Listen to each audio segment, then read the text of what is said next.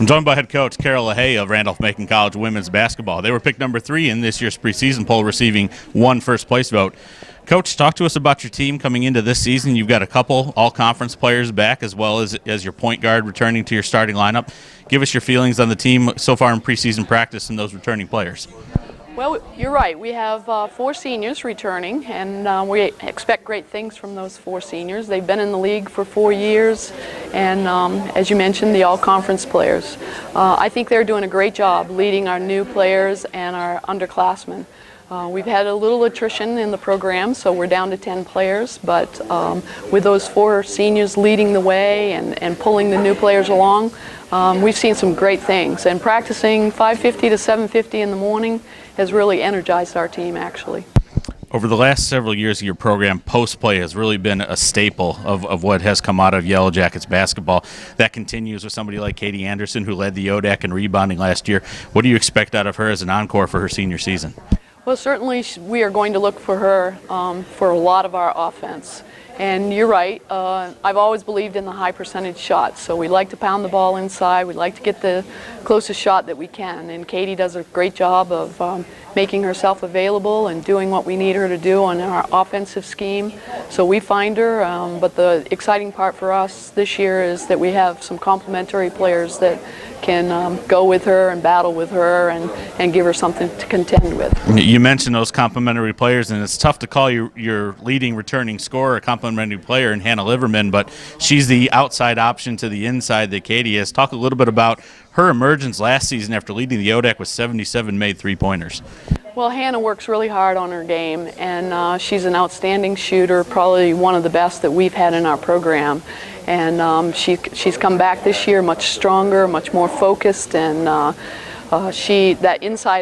outside game for us is going to be very valuable. And I think with Hannah making herself more available to get that kick out, it's just going to make us a little bit harder to defend. You talked about how you've got some new players coming into the squad this season. What's a new name or two, maybe not necessarily from your freshman class, but maybe just one that hasn't featured that may show up this year in the box scores? Well, I think I'm pretty excited about the entire underclass players. We have 1 junior, 1 sophomore. The junior, Taylor Innamill, she's coming off of some surgery, but she's had a great preseason with us, and she's working really hard to get her time on the court. And then we have Teal Reynolds. She's kind of one of those players that plays perimeter and post, and she's done a great job of getting herself in contention as well. And then our 4 freshmen, I think you're going to see some great things from them.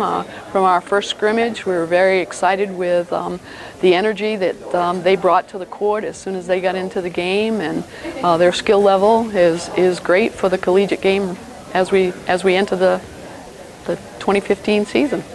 As we look at the season coming up and we look at the league, we've got some things changing along as far as the ranks. The tournament showed that we had some other teams, make the championship round of the tournament with a 4 seed winning the championship. We have 2 teams last year that improved by 10 and 7 games overall from the previous season. Talk a little bit about what you see from the ODAC this year. Well, JJ, I've been in the ODAC for a long, long time, so I've seen a lot of different things, and I know it may be a broken record, but I say how excited I am at the quality of play from top to bottom with all of the ODAC teams. And I think that just as a coach, it makes you want to work harder to make sure that you continue to be in that top echelon of the ODAC teams. But it's exciting to see the recruiting that's going on, and again, the quality of players that we get to see each and every game. Well, Coach, I want to thank you for joining me today, and good luck this season. Thank you very much, JJ.